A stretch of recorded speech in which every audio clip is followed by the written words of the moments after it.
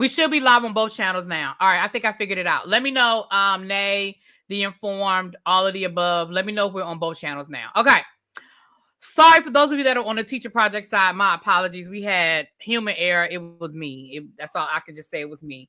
Moving right along. Let's get into the article. Our first article, we are starting in the state of Texas. This is coming from Yahoo News. It is dated May the 14th of 2025. All right, let's get into it. A Texas House panel debated a bill Tuesday proposing to ban diversity, equity, and inclusion initiatives in hiring and training within public schools, similar to legislation that passed in 2023 for higher education. Senate Bill 12, dubbed a parental rights bill, also seeks to tighten parental notification requirements regarding issues like changes to a child's mental or physical health, criminal offenses, uncertified teacher assignments, or sex education. The effort to limit DEI in public schools mirrors a similar push in 2023 to ban DEI in public universities and colleges in Texas. The 2023 law, SB 17, reshaped equity-based student support practices in higher education, led to university staff layoffs, and dismantled offices meant to help minority students. The Trump administration is also seeking to strip DEI from the federal government, including in education. During the House Committee on Public Education hearing on the bill, Representative Jeff Leach, a Republican from Plano, said that SB 12 passed by the Senate in March aims to provide parents greater oversight of their children's education. Leach is sponsoring the bill by Senator Brandon Creighton, Republican from Conroe, in the House. I'm concerned when it comes to our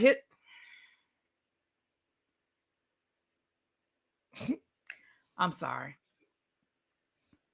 I'm not in the mood for this today, El Teddy. I'm just going to tell you. I'm sorry when it comes to our history and being inclusive in that history, says Representative Gina, whatever her name is, the Democrat from Austin. When Representative H, because I don't want to mess up that woman's name, asked if a school lesson about Harvey Milk, the first openly gay man elected to public office in California, would violate the law, Leach told her no. She also noted that when lawmakers talk about banning DEI, they need to be clear about exactly what that means for teachers. They need to have a specific understanding of what is prohibited in their jobs. Representative John Bryant, a Dallas Democrat, pushed back on the fact that the bill would prohibit districts from specifically seeking minority teachers for schools that serve primarily minority students. Don't you agree that some consideration should be given to trying to have a faculty in school that looks a bit like the student population there? Brian asked. Sorry, y'all. It's not scrolling. Give me a second. Hold on. Give me a second, y'all. My thing wasn't scrolling. Okay.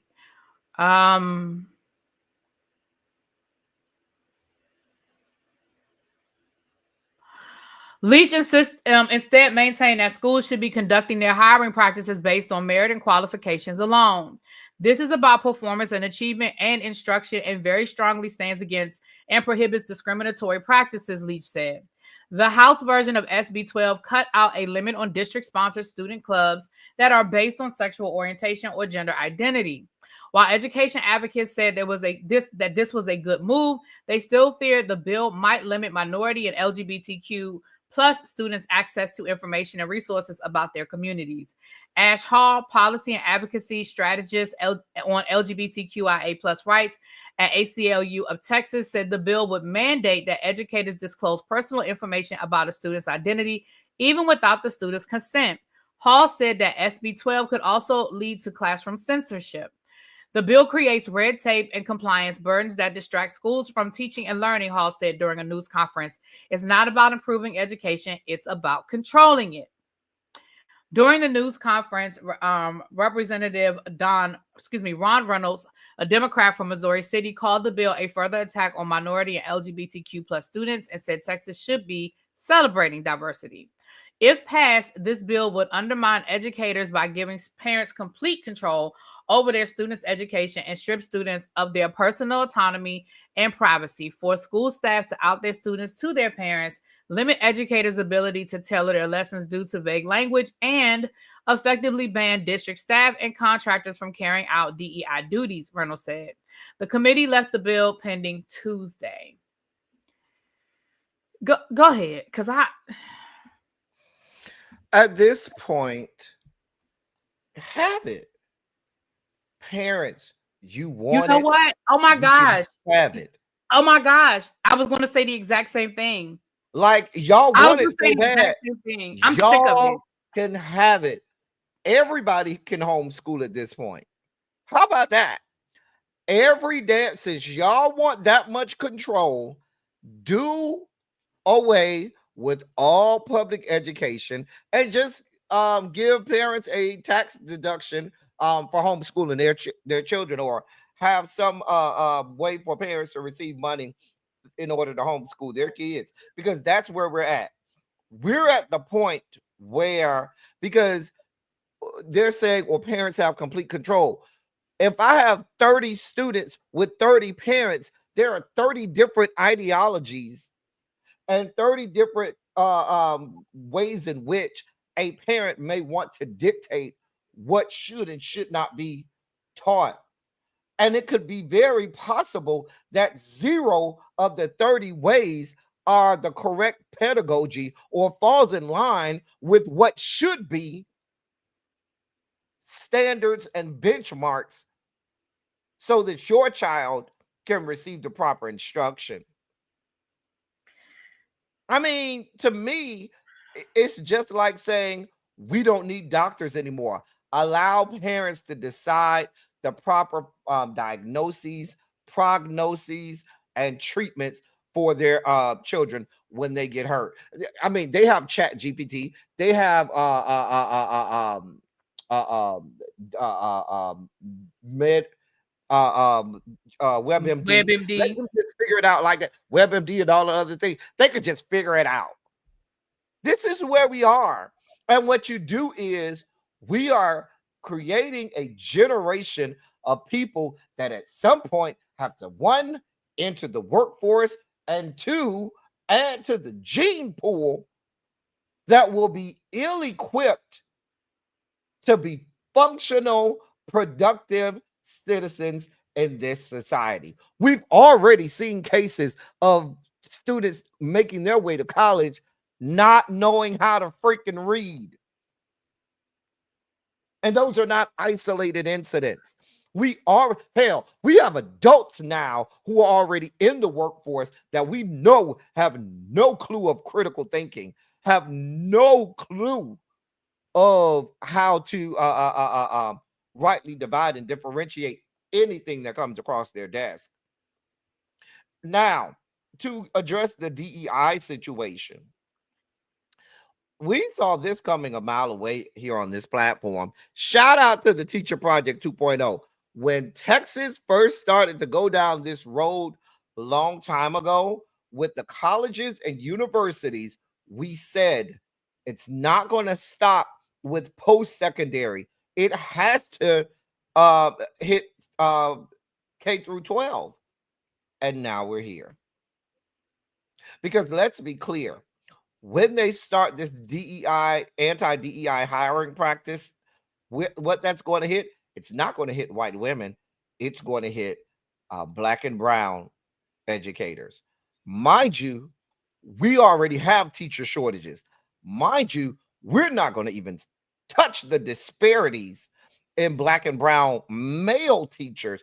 We're not even going to go down that road because the disparities there are so great. I don't even know that there's any mitigation that could ever come to that in our lifetime. I'm gonna just be quiet and let you go because I have no words for these people. Maybe this isn't the best day for me because I literally was going to say almost word for word what you just said, right? At this point, you guys, you know what? You got it. You got it. Because honestly, I think where we are right now is the FAFO phase of this situation. We have been telling, we have been begging, we have been pleading. And at the end of the day, what you guys are going to end up getting is not just a broken public school system, but a totally inept public school system. There's going to be a gap in the generations as it pertains to these kids being career and college ready. It just is what it is. And what you are doing now, all I can say at this point to my fellow educators is to put yourself in a position where you are hireable. And I know that's going to sound crazy. Just make sure that you have the certifications, make sure you have the credentials, make sure that you are in a position where you are hireable, because this is only going to affect the people that can't find another job. And I know that's a real effed up thing to say, but this is only going to affect, because at this point, if this is what the parents in the state of Texas want, fuck it. Excuse my, I didn't even mean to say that. You got it? I know. I said it just wasn't a day. You got it. Because what else do you want from us? You are literally like, and it's funny, I was going to use the exact same example. You would not walk into your doctor's office. I mean, some of y'all would, but it's the same concept of you walking into the doctor's you have office. In the great state of Texas, these people that don't want vaccines. So they might. Remember, this is Texas. Would. That's why I said some of y'all would. But it's the same concept. I go to school. At the very least, 99% of the teachers in this country have a master's degree. Thanks to No Child Left Behind, most teachers have a master's degree at this point, right? So you're telling me that somebody that has a master's degree in their field, you know better than them, you know more than them, and you can do your job better than them, then keep your kids at home and homeschool them and may the best man win. Because at this point, y'all are creating monsters that are going to be living in y'all basement. But really, ignorance is bliss with these people. Absolutely. They don't want. That's why you had that whole thing. What was that last week with my frat brother, Dr. Mark Lamont Hill, and the dude from Joe Budden's podcast, and that foolishness. But I understand that. But that's my point. My point is, at this point, y'all are just happy in y'all ignorance. And what can we say? What more can we tell these people? And I know I'm not preaching to everybody, but here's the reality of the situation. And again, this goes back to what El Teddy said. We have been watching this cycle start. So let's go back to the reality of the situation is, let's go back to what we've been telling you guys. This has been a trend. This didn't just start yesterday. So the amount of people that feel this way is getting bigger and bigger and bigger, and it is spreading further and further and further. And at this point, if this is what you guys want, have at it. Have at it. Y'all want to rewrite history? All I can say is, parents, y'all need to teach it at home. If y'all don't want to teach kids how to spell and how to capitalize a letter and how to put a comma, and y'all don't want to teach kids how to write a proper email, y'all don't want to teach kids how to show up for a job interview, y'all don't want to teach kids how to make money, count money, invest money, y'all don't want to like if that is what's not important to y'all at this point. I mean, really, we already have a workforce screaming that Gen Z, Gen Zers that enter the workforce are ill-equipped to make it in today's workforce. That is the going sentiment of most industries and verticals across the country. The fact that the turnover rate and the rate of attrition for Gen Z is horrible because they are ill-equipped to enter the workforce. They are not workforce ready. They're not. They're not workforce ready. They're not. And the DEI of it all, like I said, you and the article said it as well. They can't even articulate what DEI is. So you want to ban something that you can't even define. You say, well, does DEI cover teaching a lesson about Harvey Milk? And they said no. But the article didn't go any further to say, well, can you give us an example of what you consider to be a DEI lesson plan? Because if teaching a lesson about Harvey Milk is not DEI, I want to know what they consider to be DEI.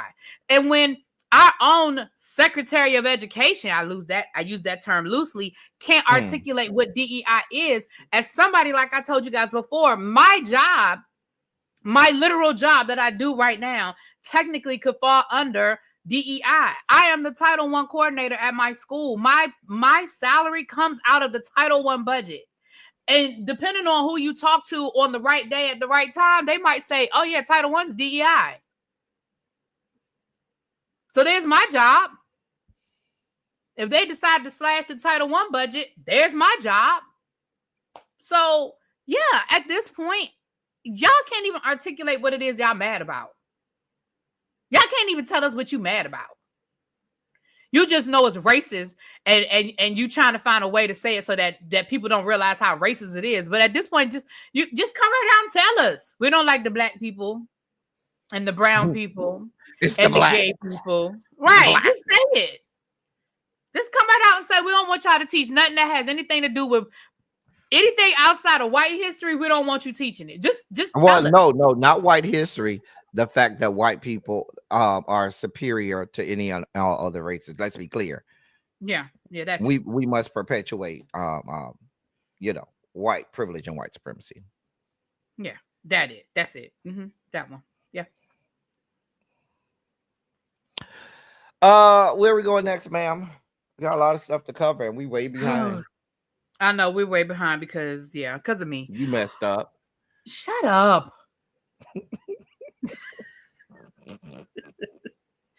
Do we want to go? I think you want to do HBCU last. So do you want to do SCOTUS or you want to do Indianapolis? Let's do SCOTUS. I knew you were going to say that. All right, you guys, let's get into this SCOTUS article, honey. For those who went to a DEI school that didn't teach about anything, SCOTUS stands for Supreme Court of the United States.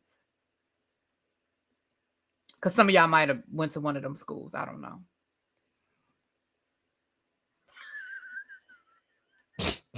You are silly today. You are real silly today. Oh my gosh, I told you I'm tired. I worked hard today. I worked hard today. I worked hard for my money. So hard for it, honey. I worked hard for my money, so you better treat me right. Oh, I work hard. We were singing two totally different songs. We were. Right along. I was singing Games by Chucky Booker. I was singing I Work Hard for the Money by Donna Summer, or She Works Hard for the Money by Donna Summer.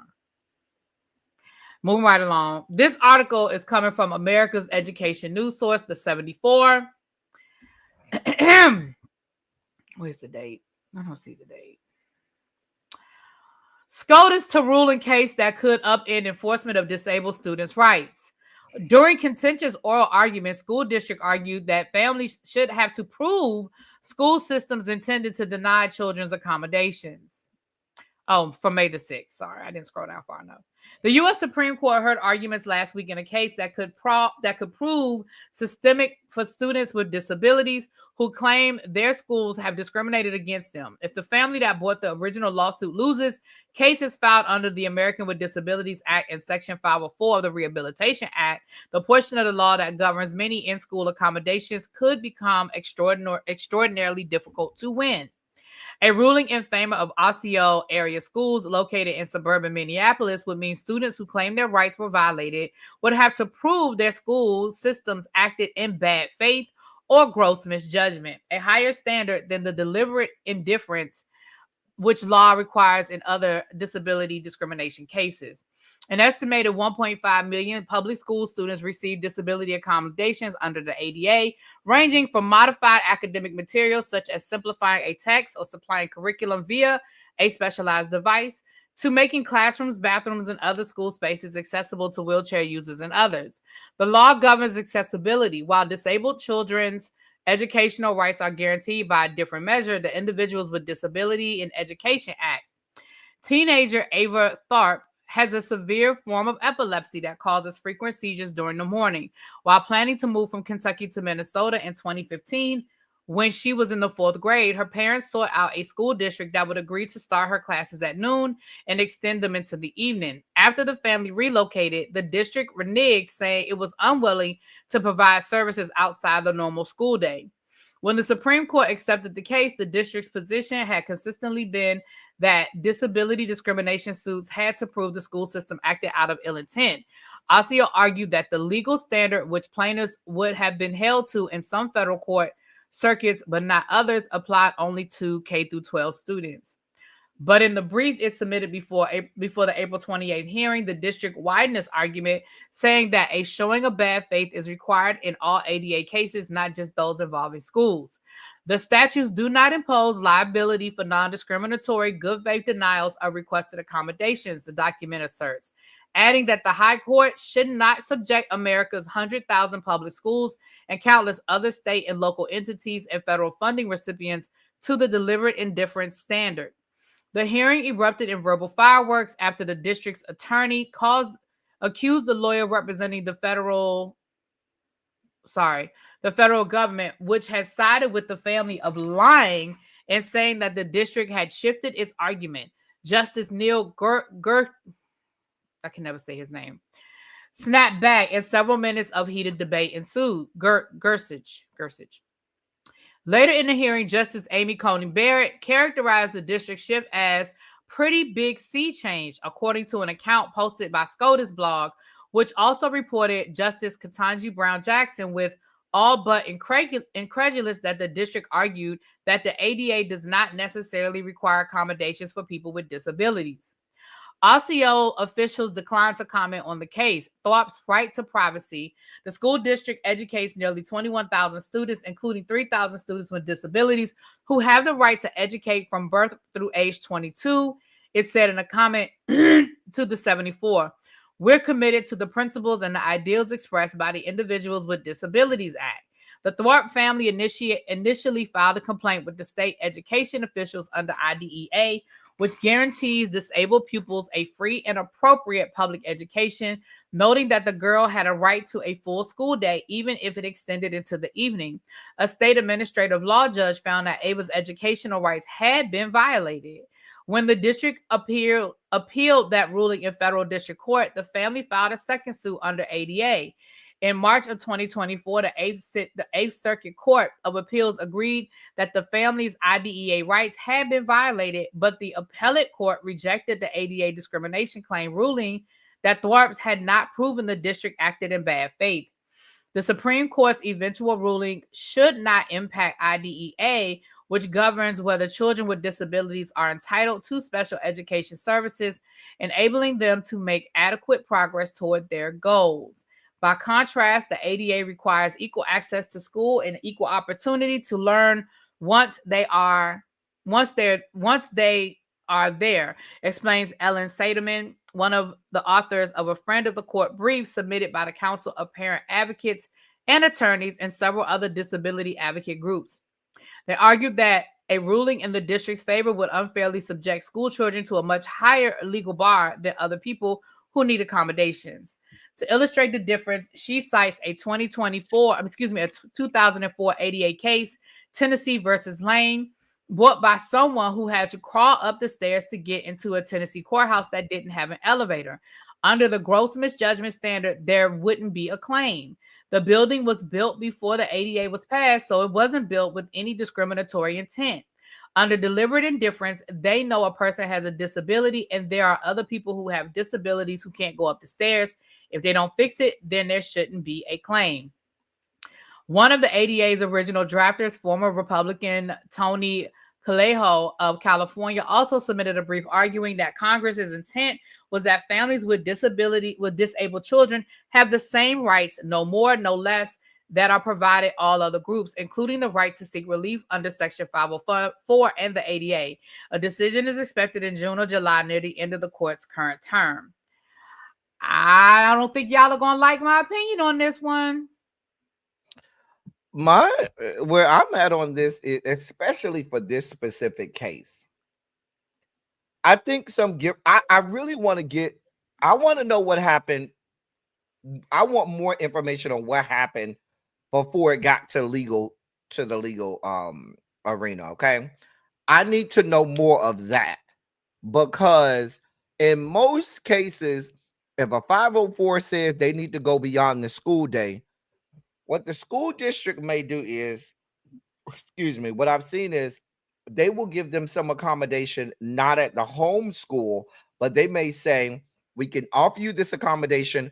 You have to go to this alternate location, though. We cannot give you that at the traditional school site, because there's no personnel at that traditional school site in order to provide them with that with instruction. So oftentimes they may tell them you have to come to a district office or to another alternative location in order to be provided with those accommodations.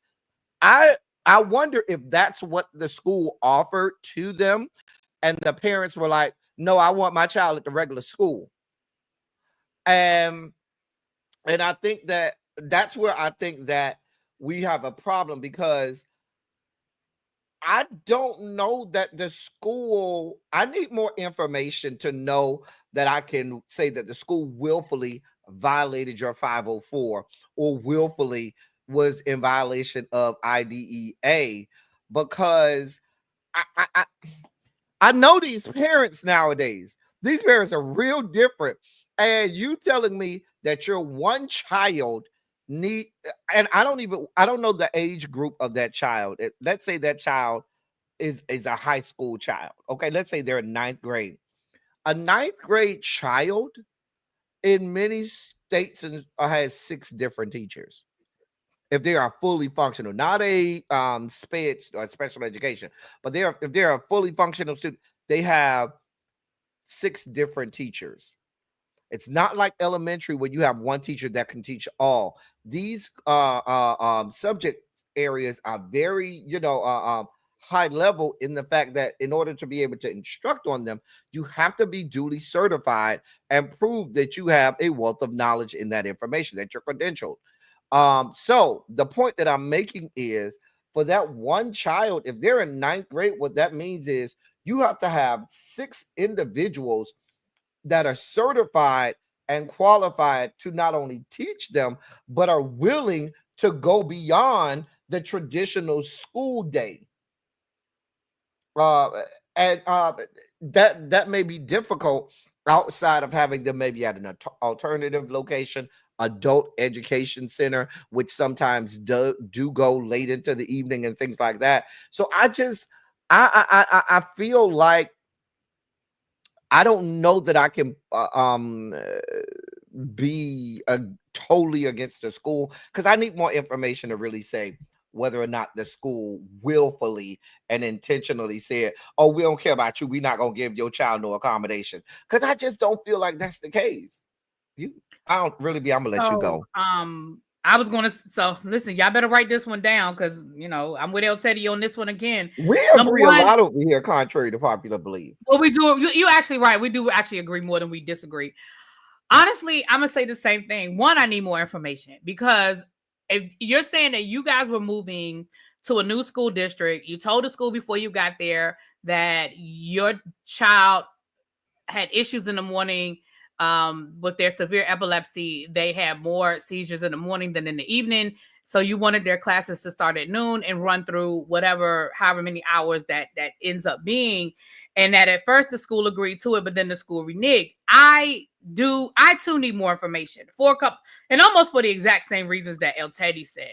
So here's what I don't, and I don't think it's the same as the ADA, because, for example, and this wasn't me having a disability, but I'm gonna use this as an example. When I went back to school and I was working on my second master's, I had classes that started. I forgot what time they started, but whatever time they started, I wasn't going to have enough time to get from where my job was at the time and be at class on time on Tuesdays and Thursdays, right? So I talked to my boss at the time. She was like, "Cool, I'll adjust. You can come in an hour earlier. We're going to give you a key to the door, and you leave an hour earlier, which should get you time to get to class on time," right? That was an accommodation that didn't affect anybody else at my job. It didn't affect the custodial staff. It didn't affect other employees. It did not affect anybody else. So if somebody I do not think that it's a fair comparison to say, "Oh, well, if the building was built before the ADA was in order, then people might feel like we don't have to put a ramp in place for people with disabilities or with wheelchairs." That's, to me, it's not the same argument, because like El Teddy said, if a school is going to stay open past 4 o'clock, 3:15, whatever the time your school closes, That means that you have to employ a whole staff. And especially if this child has epilepsy, the nurse has to stay. Like El Teddy said, if she or he has more than one teacher, every single one of those teachers have to be paid. The custodial staff is inconvenienced. God forbid, Administration, right? perhaps An administration, administrator clerical has to staff, be there. maybe. Somebody got to stand and run the phone. And God forbid that this is a school that, a lot of community schools in the afternoon are used for other things. God forbid something like that is going on. And so I don't think it's a fair comparison, right? Now, if the school agreed to do it, I would be interested to know what they agreed to. It seems to me like it would be easier for the school to give your child a computer. Like El Teddy said, there are things that can be given as an accommodation that doesn't inconvenience other people. But it sounds like you were insisting that your child get a full 8-hour experience in a school. And I don't think that is the intent of what IDEA is. I just don't. I could even see them doing half the school day at home through virtual learning. And then you come to the school, maybe 11, 12 o'clock and finish out the school day there. And if you just wanted your child to have the experience at the school. But if your child needs accommodations, I think accommodations have to work both ways when we're talking about that.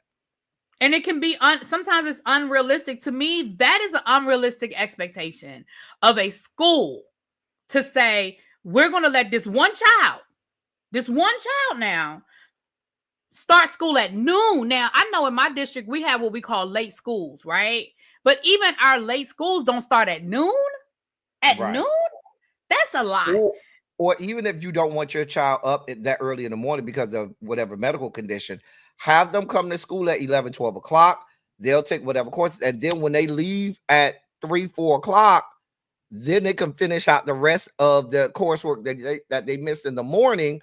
They can finish that out at home too. You could do something like that, but some accommodations have to be made on both ends. So yeah, I mean, I've had students that have had sickle cell where they're out of school a lot, and obviously accommodations are made when they miss school. I've had students that have all sorts of things that keep them out of school a lot, and of course accommodations are made when it comes to that. Right, Diamond Pearl, that's also a lot of money, because understanding from a teacher perspective, do you understand what you're going to be paying those teachers to stay? You talking about every day, Monday through Friday? That's crazy. Okay, I think the point has been made, but yeah, I was with you on that one, LTD. Well, as I was reading the article, I was like, I feel like I don't have enough information, but based on what they told us, that's where I am on that one. And it will be interesting where, and to be fair, let me say this: schools. The reason why the school district probably broadened the argument when it got to the Supreme Court is because, let's call a thing. Schools have been wanting to get under the strict guidelines of IDEA since IDEA was enforced, because it does put the schools, especially the schools that don't have as much money and resources, it does put them behind the 8 ball, so to speak, right? So I can understand why the school wanted to broaden the scope, because like they're saying, if the Supreme Court accepts that argument, it loosens the straps a lot on what the schools have to do when it comes to IDEA. So I understand why the school extended the argument the way they did, but I agree with their original argument. I don't know if I agree with the argument they making now, but I do agree with their original argument. But moving right along, and the parents lost, which again, I need to know. I need more information. The fact that the parents that the parents won is interesting to me. But moving right along, last but not least, the HBCU takeover. Let's get into it. We are skipping one, but that's okay. What did we skip? We can do that one later. The one from Indiana, but it's we did skip over the one from Indiana, but okay. Do you want to go there, or you want to go? No. We could do that one later, because that one is just they're going back to reenacting school grades. But what I found interesting was all schools will get grades, including privates and charters. Everybody getting a grade, regardless of your classification. Good. They should all get grades. Beautiful. I'm with that. I mean, I don't know how I felt about schools getting grades because, of course. But if you're gonna make it an even playing field and it's gonna be held to the same standard, then I'm here for it. Oh, Yana said, yeah, in my district, we the teachers are only contracted for a certain number of days per That's year. right. Yeah, you would absolutely And be paying after out. that, you have to Yeah, pay them for extra. It's like you have to pay them for having an extra period, which is a lot of. They do not want to pay that because yeah. paying the teacher for having an extra period is a lot of money in most districts. Or the other thing is, and this would constitute them having to actually change people's contracts. Though, let's say they hired El Teddy to be Jane Doe's teacher as his English, as Jane Doe's English teacher, and I'm Jane Doe's history teacher, and so is Jane Doe's math teacher, and just us 5 or 6 teachers are going to have that special schedule. We would have to get a whole special contract, and we would still have Listen, to be they would have compensated. to pay We the would in my still old be school making district. more money, right? They would They would still have have to to pay them an compensate us. additional 18% of their Yeah, original salary. So they would have to absolutely. have a supplement of 18% of their original salary added on to, and that's only for one period. If it's multiple periods, then because this is one child who may One have child. 3 different. Yeah, that's a whole situation right there. Yep. And then again, that still doesn't take into account the administrator that you would have to do the same thing for, the nurse, because there ain't nowhere in the world you could have a student that has an extreme epilepsy, which is the reason why they have this special schedule, and you not have a nurse on duty. Like, there's just no way that would happen. So yeah, I mean, most school districts can't even absorb that level of extra money in their budget, and for one student, I just don't think that's a realistic request. But that's me moving right along. Right, a whole new contract and a writer. Absolutely powerful. Absolutely. All right, you guys. So some of you may or may not have been following this story with what's going on down at FAMU. So as someone who went to FAMU, and I'm sure who has also been following the story, I'm gonna read the article, but I'm definitely gonna let El Teddy take the lead on this one, because on top of it being his alma mater, I know he's been following it. So let me read you guys this article. I'll put the link in the chat. So you guys can follow along. I did see where Packer did a video and things of that nature. So let's get into it. This is coming from ABC News or MSNBC News. I said, where did I get ABC News from? My gosh, MSNBC. Because as soon as I saw Rachel Maddow, I was like, wait a minute, it's not ABC. This is coming from MSNBC on May the 13th. And the title is MAGA World Prepping for Another College Takeover in Florida? If Trump aligned Floridians have their way, the historically Black University, Florida A&M, may soon be under the thumb of a trusted MAGA ally. The late entry of Marva Johnson into the pool of candidates to become FAMU's president has sparked concern about her allegiance to the selection process. The selection process, and her apparent lack of qualifications. Johnson, who has been appointed to boards by Governor Ron DeSantis and former Governor Rick Scott, has no college administrative experience and has remained an ally of DeSantis as his GOP administration has undermined Black history lessons in the state. The Tallahassee Democrat nailed down some of the concerns from Black Floridians, FAMU affiliates, and others. So here's a quote. The resistance to Johnson, a former Florida Board of Education chair, also appointed to other boards by former Governor Rick Scott and current Governor Ron DeSantis, comes amid broad speculation that her name was added late to the search committee's original list of 3 finalists and panelists interviewed and voted on during closed sessions. As the outlet notes, Johnson is facing a wave of dissent. Here are some bullet points. A change.org petition against her candidacy has garnered more than 10,000 signatures. Florida State NAACP president is threatening potential legal action over the selection process. Popular film director Will Packer, a FAMU graduate who has produced films like Takers, Straight Outta Compton, and Think Like a Man, warned that a group of activist Republicans are trying to put in the highest position of power someone who was solidly and objectively unqualified for it. And various Black media personalities online have sounded the alarm on Johnson as well. The ultimate decision will be up to the Florida Board of Governors, the governing body for the state universities. The board's vice chair, who happens to be white, has voiced support for Johnson and called criticism of her unfair. But at this point, it seems quite fair for anyone to be concerned about close allies of the governor being tapped to wield control over local colleges and universities. It hasn't exactly gone well in other cases. Former Senator Ben Sasse, Republican Florida, was DeSantis' pick to lead the University of Florida, and his brief stint as president ended in controversy last year when he resigned amid widespread concerns about his spending. Another DeSantis ally, Richard Corkin, was tapped to lead the historical liberal-leaning New College of Florida, while his college's board of trustees include right-wing influencer Christopher Ruffalo, and under their leadership, New College of Florida has undergone a right-wing transformation, bringing on employees from conservative media outlets and right-wing think tanks. In November, The Guardian published an article describing that transformation with the headline that said, "With Trump returning to power, right-wingers may seek to replace New College of Florida's experience across the U.S." That would seem is the precise scenario that opponents of Johnson's presidential campaign candidacy at FAMU are trying to avoid. You have the floor, sir. When you're right as much as I am, you really don't have to brag about it. Now, those people who follow my platform, and I think we did a story on this, really, B. We did one iteration of a story on what I'm about to talk about, the background, maybe about a year and a half, 2 years ago. I think it was 2023. The New College situation down in Florida. The fact that Ron DeSantis removed the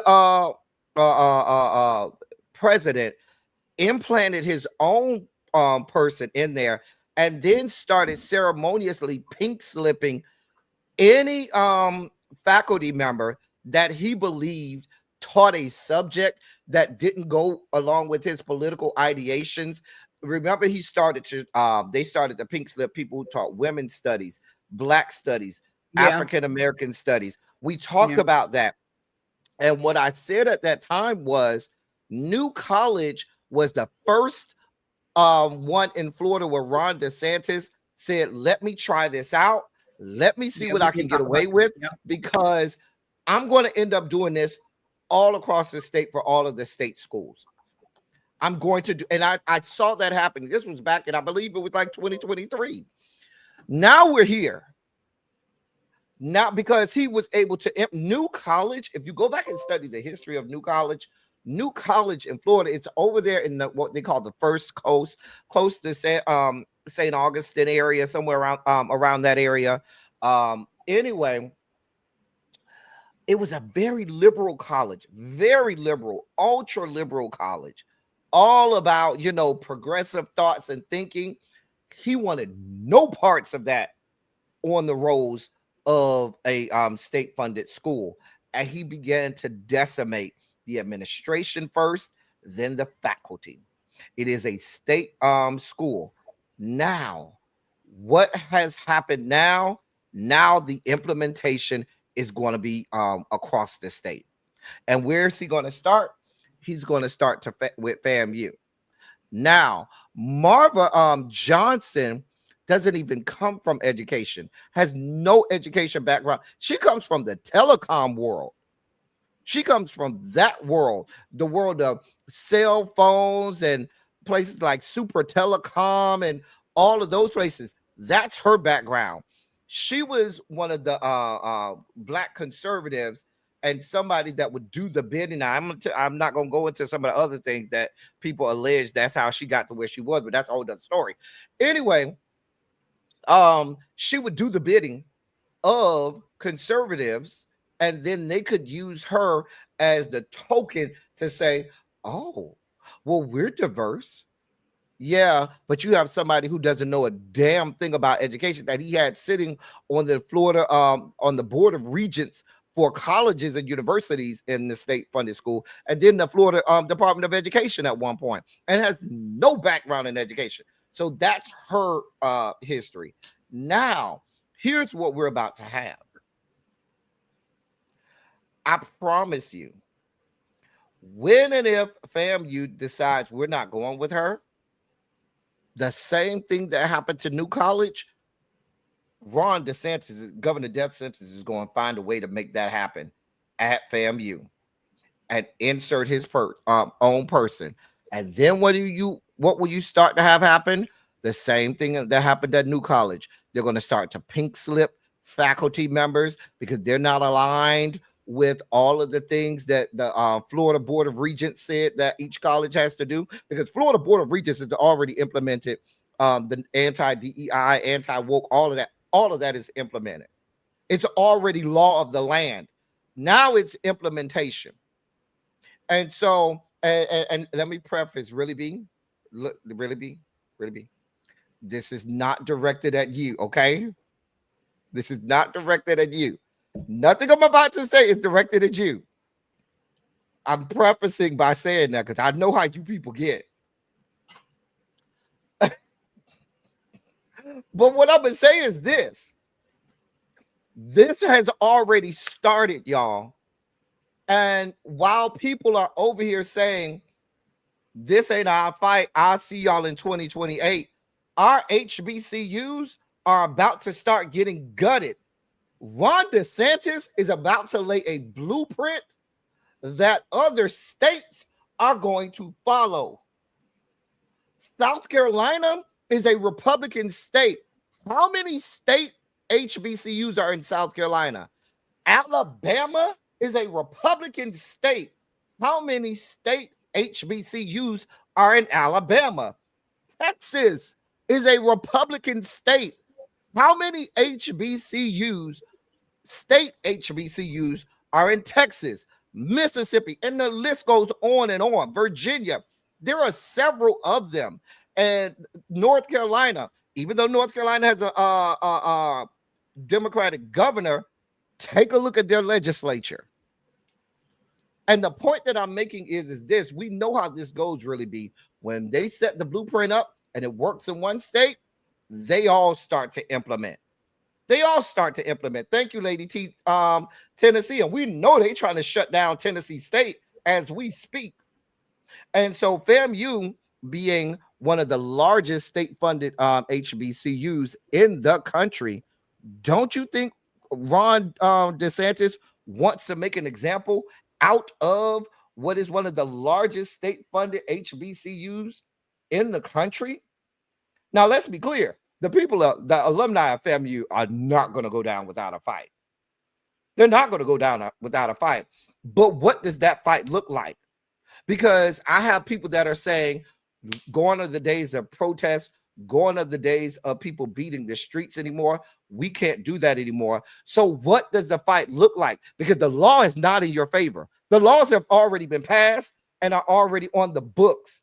So what does that fight? If you go and say, we're going to challenge that law legally, while you're challenging that law legally, it depends on what judge you get in front of, because the judge may say, well, while this is in court, we'll let it keep going, and then hopefully it gets adjudicated in your favor, which could eventually make its way all the way to the Supreme Court. And the Supreme Court has already told you they're going to uphold these racist and bigoted and discriminatory practices and laws. They already shut down affirmative action. Remember, we had the whole situation with North Carolina. In North Carolina, with that Duco, with that UNC Chapel Hill, that had the monumental Supreme Court decision that struck down affirmative action in colleges. The setup has, and that's what me and Really B have been talking about for the last few years. We've told y'all they have been setting this thing up under the cloak of darkness. When you wake up and realize what's happened, it's too late. Laws are already on the books. They've already stacked the deck. And I'm very afraid of what this is going to mean for a lot of state-funded HBCUs. And let's be clear, most HBCUs cannot afford, if it's state-funded, they cannot afford to exist as they currently do if they lose state funding. They just can't afford it. That's just a fact of what's going on here. Really be. So I'm afraid that this is going to happen, and I don't know what the recourse is or whether people are ready for this fight. I'll let you go, really, because I really do have a lot to say about this, but this could have sweeping effects across the South. So first of all, I want to clarify for myself. Something like this for me does not fall under the umbrella of what I am not willing to do for the next, and I'm not saying 4 years, I mean midterms. That's not what, for me. I can't speak for the other people. But that's why I said I was never talking about you. No, I know. And I'm not offended. I'm not offended at all. But I do think that the conversation needs to be had of what is it that we need to do and what does that look like. Mm-hmm. I do agree with that 100%. People are even in the chat asking, what can we do to help FAMU? And I think that we need to figure out what can be done, because you're right, the law is not in our favor. And I know that the alumni are not going to go down without a fight. However, what does that fight look like? And what exactly are we fighting? Because again, if it's not her, it'll be somebody else. So what is the fight? The fight is that we have to attack the legislation, which, The fight comes at the ballot box at this point. I don't know where else the fight comes from, because I think what will happen is they're going to allow FAMU and Board of Trustees to elect someone. And you know how this is going to go, really, being the slightest infraction, the slightest, you didn't follow this, and swoops in Ron DeSantis, and he's going to insert his own person. Right. Yeah. Again, I can't speak for the other people. I'm only speaking for myself. I'm all here for doing what we can do to walk back the things that are happening. Well, here's my other question to you, really, B. Like you said, where does the fight come from? How does the fight look? Because some of our traditional organizations and entities, they seem ill-equipped for this type of fight. The NAACPs and the National Action Networks and all of these other, they seem at this point very feckless and ill-equipped, inept. You know what I'm saying? To deal with the fight that we have to have at this point. Many states have made protesting illegal and felonies now. Those laws are in place, and we chronicled those during 2021 after the summer of 2020 when states were passing those laws. Yep. So what does our fight look like right now? Who is going to help lead this fight? Because we can't have a fight without clear goals and also clear leadership. I think that's one of the issues as well with it, because I don't think we could just be all out here nilly-willy and don't have real established things that we want to accomplish, goals and objectives. And I think, if I'm being honest, there has to be some type of leadership. It could be in the form of an organization or a few organizations, or there has to be some leadership in place, and there has to be clear-cut goals and objectives. Otherwise, the HBCUs are going to be, especially the state-funded HBCUs, they're going to be, it's going to be held to pay, and the private HBCUs cannot accommodate, the influx of those. That's part of the problem. I feel like, and again, not to go too deep, because I know you got to get ready to go live, but hasn't that been a conversation for the last 15, 20 years?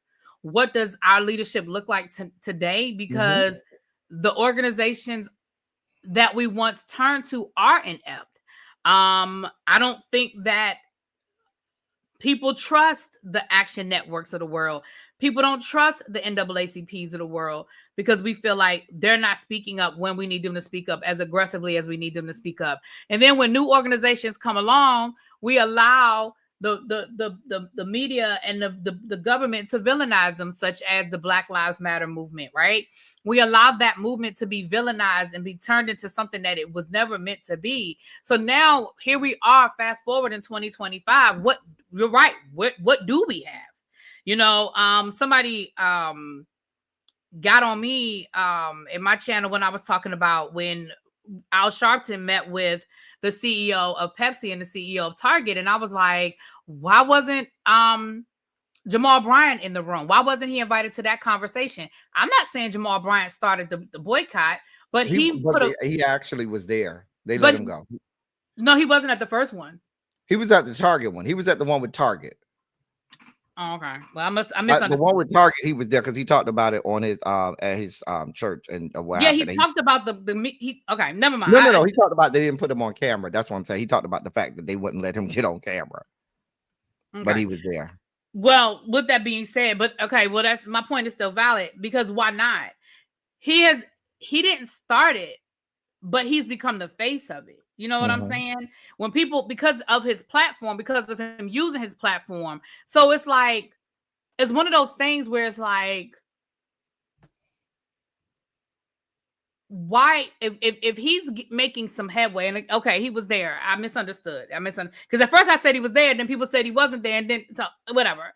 Neither here nor there. I misunderstood. But my point is still the same. Why can't he be on camera? Why wasn't he allowed to be, you know what I mean? Because again, Al Sharpton, I ain't see you out there on the front lines. You made a couple of statements, but I mean, if people are following that leader, then let people follow that leader if it's being effective. You know what I'm saying? I don't know.